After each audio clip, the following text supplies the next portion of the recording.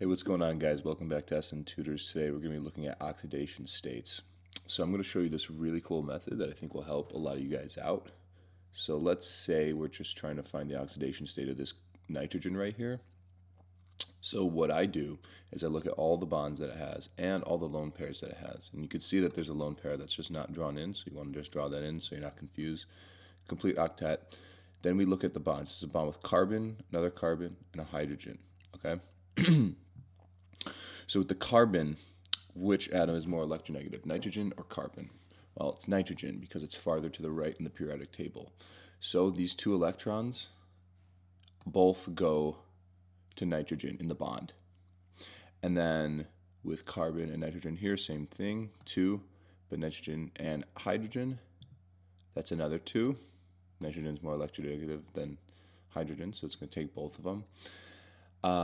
And then these two lone pair, this one lone pair here, you're going to get another 2. So really you have 8 electrons total. It's got all 8 of them. And so nitrogen is going to have an oxidation state here of 5 minus 8, which is -3. Now you're probably wondering where the 5 came from. That's because nitrogen has 5 valence electrons on the periodic table. So this is pretty reduced, actually. And then something that I'd like to point out, for example, let's look at this carbon right here. I'm just going to draw in the hydrogens. What kind of an oxidation state would this have here? Well, it's going to get 2 from hydrogen, right? Another 2 from this hydrogen, because it's more electronegative than hydrogen. But here it's got carbon-carbon bonds, so it's going to get 1, right? Because that bond splits evenly, because carbon and carbon have the same electronegativity. And you're going to get another 1 right here. So total number of electrons is 6. But how many valence electrons does carbon have? Well, it's got 4. All right, so 4 minus 6 is -2.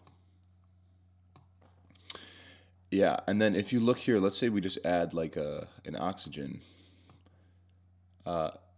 It's going to get, and we're looking at the carbon's oxidation state here, you're going to get 0 from this bond, 0 from this bond, because oxygen's more electronegative than carbon. And then from this carbon-carbon bond, you're going to get 1 and 1. So in this case, it's going to be 4 minus 2, which is a +2 oxidation state.